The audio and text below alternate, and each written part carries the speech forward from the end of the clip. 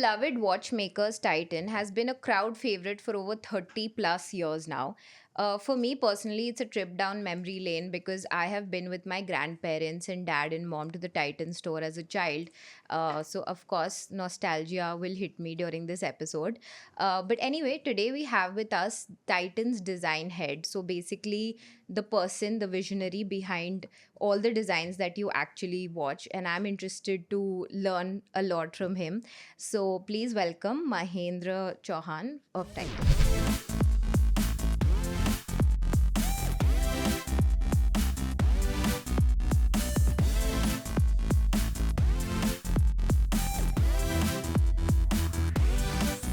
Hi, how are you? I'm good. So excited to be here. When we talk about Titan, basically they are not just like a watch brand. It's something very emotional. They have like an emotional connect with Indian people, and like in every Indian household, you'll at least find something, Yeah. a one watch or two. So what made Titan become this way? It's been a journey of 40 years. Yeah. And in this 40 year, we have reached, of course, to hearts and minds of billions of people, I would say that. And one of the core facet of this journey is to really go and figure out what people like about watches. So it's about a journey which is slightly more deep rooted, not just about the functionality, because in today's context, nobody uses watches as a time telling device, Yeah. but something which is deeply rooted with their emotions. How do you decide what story is this piece going to tell? We have a brand called Raga, which is very specific to Indian women. Yeah. We have brand called Fast Track, which is very youth centered, very edgy design. We have a very sophisticated, mature brand called Edge, which is our, I would say, testimony to the innovation, the spirit of innovation. They cater to a very different kind of psychographic profile. This Yeah. makes me think, like, when you look at brands from the outside, Yeah. like, let's say Cartier, Yeah. Patek Philippe, which are like watch brands, so they do not have so many subcategories, right? It's just like one main thing, and they have like multiple designs within the same this thing. So why did you guys decide to have like categorize it so much? So that different approaches of product creation. One approach which is on premium and luxury, where the rarity of the product and the nicheness of the product and the scarcity of the product demands attention. In most of the other brands, the Swiss brands, which you had named, they build on the whole concept of rarity and exclusivity. Okay. While other way of creating a brand, the core of brand is not built on rarity or exclusivity. It is built on the whole concept of acceptability. And once you have that as a core philosophy, of course, you need to cater to so many spectrum of people. Also, so recently we lost Tata, and for many people it was like a big loss. Yeah. And I saw, like, I think I saw on your LinkedIn that you got a chance to sort of design for him on multiple occasions. Yeah. So what was it like working for him? How was he as a person? Extremely down to earth. You would imagine a person who heads such a large organization would have some bit of air around him. But he was so unlike those big industrialists. He was such a rooted, such a grounded person, very easy to work with extreme sense of clarity. He would know what he wants, and he would stick to his vision. He would have extreme sense of clarity on that. At the same time, he would give you enough freedom to explore and experiment and create something which is so unique. I think my experience working with him on various bespoke pieces which he wanted to have was truly phenomenal. It is about not just working with Mr. Tata, but also really aligning myself with his philosophies, his vision towards design. And I think that was the most enriching time I ever had in the entire journey of 18 years. And if you had to say ki you learned this Yeah, one particular thing from him, which yeah, which will stick to you forever, yeah. what would that be? I think it is about zooming in and zooming out. Um, so watches are, as a product, built with micro details. So our concepts are on microns. I would create things which are having tolerances which are so fine, which are so unique, and the ability to really perceive those micron level of detailing, while at the same time visualizing the entire spectrum of watch, is an ability which is all about zooming in to the core concept, to the detailing, while zooming out and seeing the watch in totality, which is astonishing, especially for Mr. Tata, because he was heading the entire Tata Group empire, such a large scale, but he would be really mindful about microns which goes into it. 0.001 increase on dimensions, and he would like to rectify that. So I think the whole ability of seeing things in a microscopic view, while still have an ability to expand the horizon and see the broad concept behind the product, I think that ability was the biggest learning for me. Yeah. Lovely. When we look at the industry today, we have like smartwatches, and they tell you everything. Like they tell you your BMI and like your weight or what your movements, everything about your health. So how has this impacted like the regular watches? Like, do you think people have a preference over one or the other? Not really. See, they cater to a different kind of need state. I would say that. Being an analog watch designer myself, I have many Titan smartwatches, because Titan also has a smartwatches. It's just that which need state I am right now aligned with. When I go to morning run or gym, I would probably have a smartwatch. But when I am in a casual setting, I would probably wear a very fashionable timepiece from Titan. So it is about aligning your thought process, aligning your fashion sensibilities, and then picking watch which suits to that need.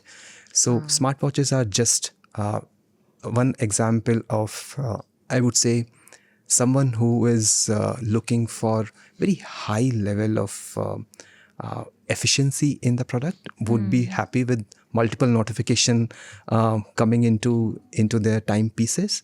Would be the person who would love probably a smartwatch, or someone who would prefer a very calm state of mind would prefer something which I'm wearing here, the Ultra Slim, which is just a single hand watch. So it is about the need state whom you're designing for. So So I would say, basically, yeah, it depends on the occasion. it depends upon the occasion, it depends upon the need, it also depends upon the kind of personality which you would like to project to the outer world. And I think watches are about that. It's about representation of who you are and what you would like to project to the world.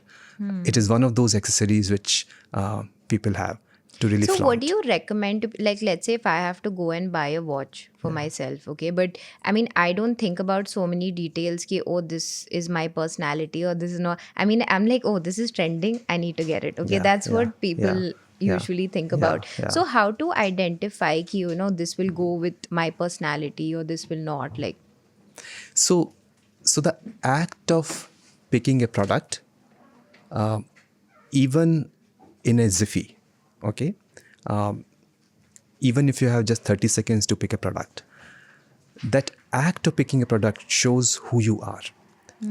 And it is intuitively built inside you.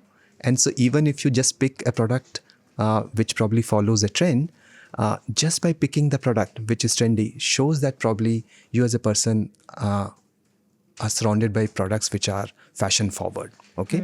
And in a typical designer's world, you would be someone who would appreciate fashion.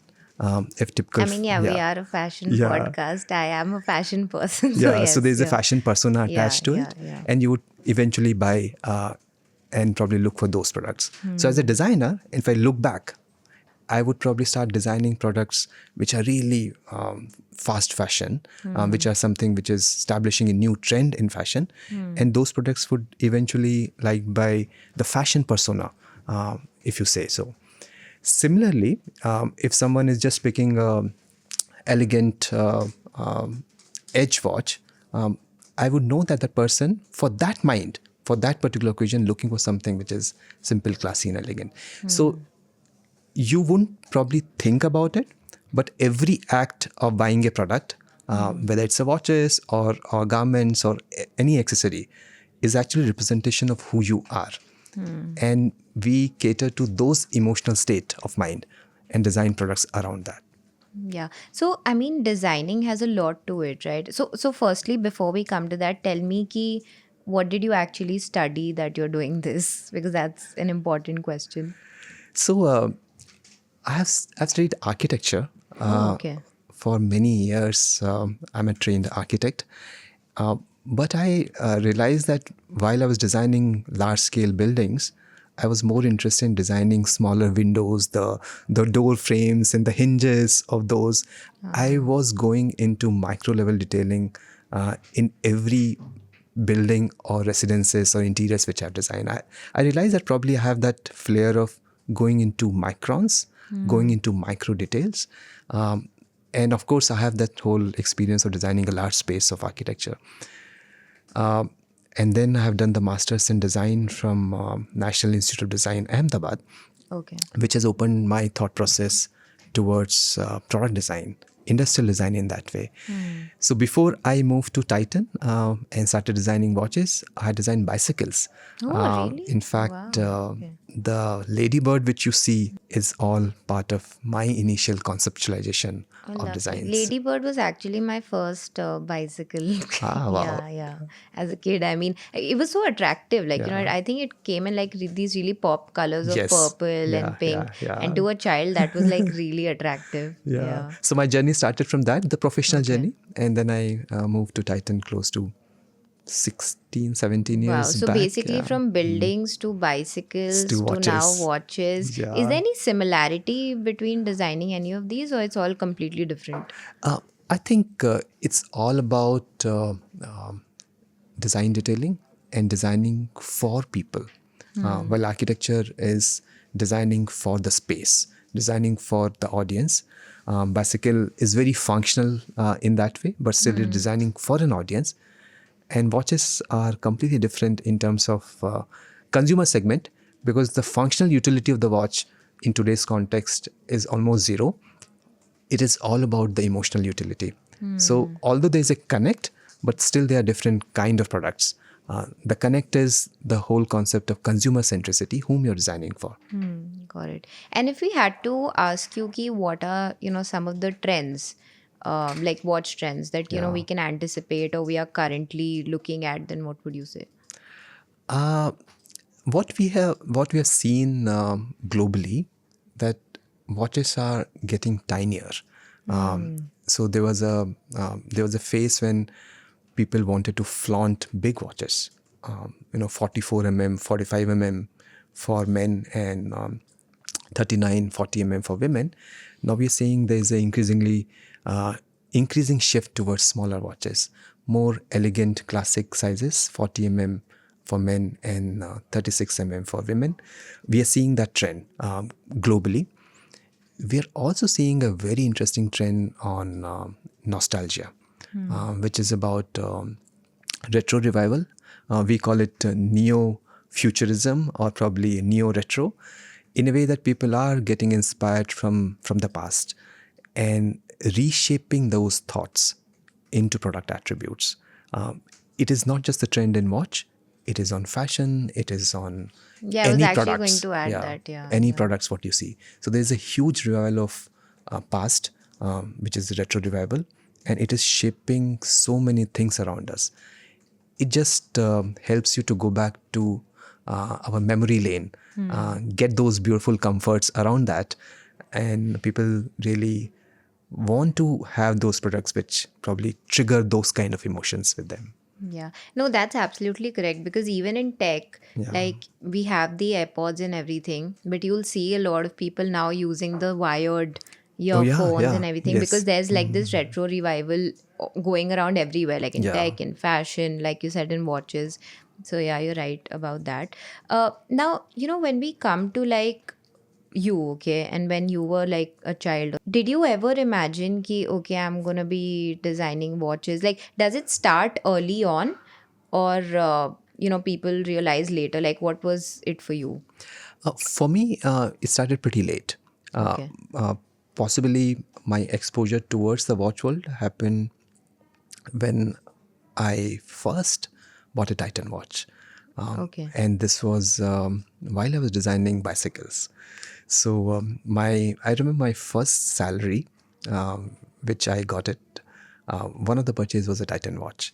Uh, I think that was the beginning into appreciation of watches as a category many years back. Hmm.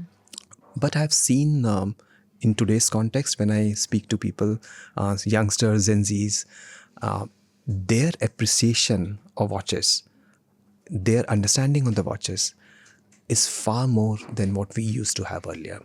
In fact, people are not even bothered about which mechanism your watch is made on, or what is the source mechanism on which it runs, Okay. what is the frequency, what is the So people are aware people are about these aware about details? these Okay. micro details of watches when they Oh, buy it, wow. and these are youngsters. I'm not even seeing the watch connoisseurs who come and buy watches.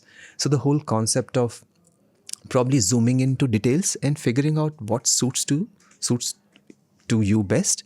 I think social media has also played a very important role, Hmm. because it has just opened up their horizon Yeah. in terms of what's possibly available in the world and what people are buying. I think that's one of the reason probably youngsters are more aligned to it. My journey towards watches started pretty late. Hmm, got it. No, people are reading like, so many articles Yeah, about watches and everything. So yeah, the awareness is yeah, quite a bit, which maybe earlier they did not have. yeah, yeah, Now, when we come to like the designing part of things, yeah. what does the process go like? Like, do you draw something on paper first, or you do something on the iPad? Like, what's the process? I think before a pencil touches paper, uh, I would say the design process is very scientific and very robust. Okay. The act of sketching is a really later part of the process. Hmm. The pre-process is essentially finding what consumer needs and desires.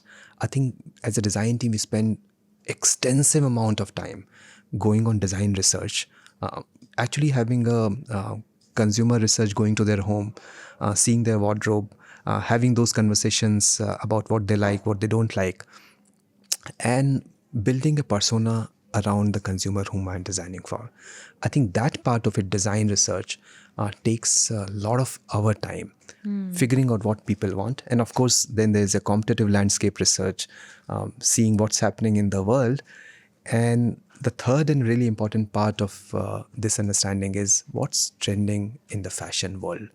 So as a design team, we travel to best of the fashion shows around the world, best of the international design fairs, just to expose ourselves in terms of what's happening in material, what's happening in textiles, what are the colors which are trending, and what are the colors which would trend after 2 years. Hmm. That understanding of fashion, understanding of materials, figuring out what people would require, uh, and building our designs based on that is a large pre-process before my pen really start Wow, it's touching long paper. process. So that's the process. And in fact, I would say the usual lead time of product creation is close to 14 months. So we would be designing, in fact, we have finished designing watches which would be launched after 14 months. So we have to Okay. reimagine, in fact, products which would be out after 1.5 year, Hmm. and trends which would be out during those times, and figuring out everything around that. And of course, the usual design process would be, sketching, Yeah. really fantasizing about forms, making sure the best of the material, best of the composition, best of the color all fits well to create a beautiful watch. But that's just very, very, I would say, smaller part of So the design. research is the main part of it. Research, and of course the design takes a larger share once the research is done, and then converting those designs into tangible engineering designs, because your design is just a piece of art if you don't convert into something which is practical. So making sure it is viable, making sure marketing and other stakeholders, they love it. It's also about convincing your stakeholders and pushing your design ahead. So the entire value chain starts from consumer research, but it goes till product prototypes. Got it. You spoke about going to fashion shows and everything. Have you ever been to one? Oh yeah, yeah. Which was your recent fashion So show? Lakme fashion weeks, we keep going. Okay. Milan Design Week, which is called Salone de Milan, one of the finest design and fashion fair in the entire world. We keep going to those fairs. We go to London Design Weeks. So what do you find most interesting when you go to a fashion show or a fashion week? I think it's about meeting people, watching them, seeing their fashion sense, having beautiful conversations with like-minded designers, building on those conversations, seeing what's trending, because mostly design is scientific, but it is also very intuitive. There's a lot of gut feeling involved in every process, and figuring out those intuitive approach towards designing. These fashion fairs gives you that. Mostly connecting with people and seeing people how they carry fashion. It just gives us so much of inspiration to design watches. Lovely. Also, tell me, like in this journey of 18 years, what is one secret or a well kept secret that you have figured out about watches or this industry in general? And please tell that to us as well. Yeah, that's the magic sauce. I would say that it is about really nourishing creative mindset within the organization, and making sure that these bunch of creative folks, they perform to the fullest, making sure that designs are not just kept in the paper on the sketchbooks, but it goes out in the market, convincing people, stakeholders, about beauty of good design. I think there are various facets of magic sauce which we at Titan Design Center has, and we keep playing them based on various platforms. Everything what we do would have a very deep, connected, emotional stories attached with the product. The new carbon fiber launch, which we have done for Titan Edge, everything What's has a carbon fiber? Yeah, so this is very interesting watch which we have designed for Titan Edge. This is just 22 gram in a weight, made of a monolith block of carbon fiber. The entire carbon fiber is machined and milled to create a beautiful Titan Edge watch, which is just 4.5 thick. So it's lightweight. It is very, very light, very, very robust. It is 7 times stronger than steel.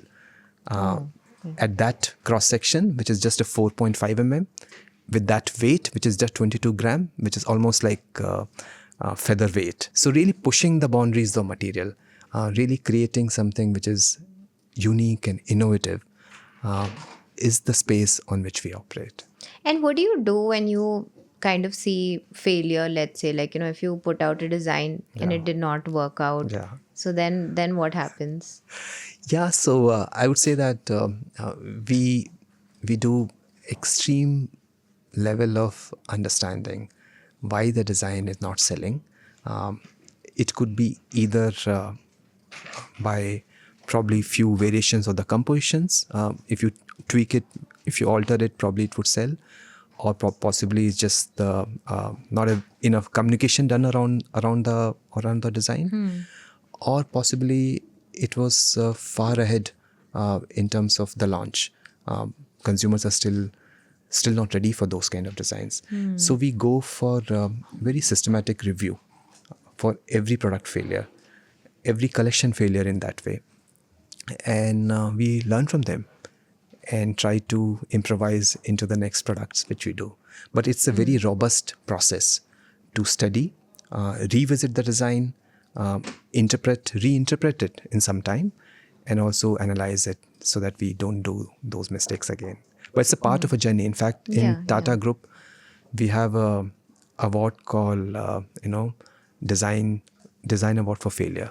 Really? Yeah. There's an award for Yeah, failing? yeah. Wow. So that you We can need that everywhere. Yeah. so that you learn from it, Acha. and every failure teaches you something. But is it sort of embarrassing to get that, or it's like a good thing? No, because the more you fail, more you have sharpened your skills. Okay. More you learn about something which has not worked in the market, so that you'll be more matured in the next. So it's not about getting embarrassed. It's about that you have tried. It's called Dare to Try Award. Okay. You have tried something. It might not have worked, but it has definitely opened up your horizons to do something better.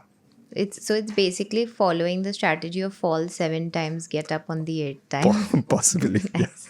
Nice. No, I think, yeah, that's important because, you know, even when you are young as a child, and when you fail, like people actually, like especially your parents, they give you a lot of scolding and everything for it. I think that shouldn't be the case because we all are allowed to make mistakes and then Yes. learn from it. Yeah, So, yeah, yeah, that's a yeah. good thing. Yeah. That was a lovely conversation that we had. Now, before we end, we play like a small game.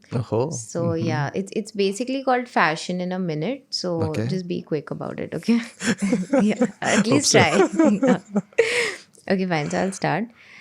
What's your favorite watch brand apart from Titan if you had to purchase one? I can't answer that. I love Titan. Okay. Okay. If you weren't designing watches, what would you be doing currently?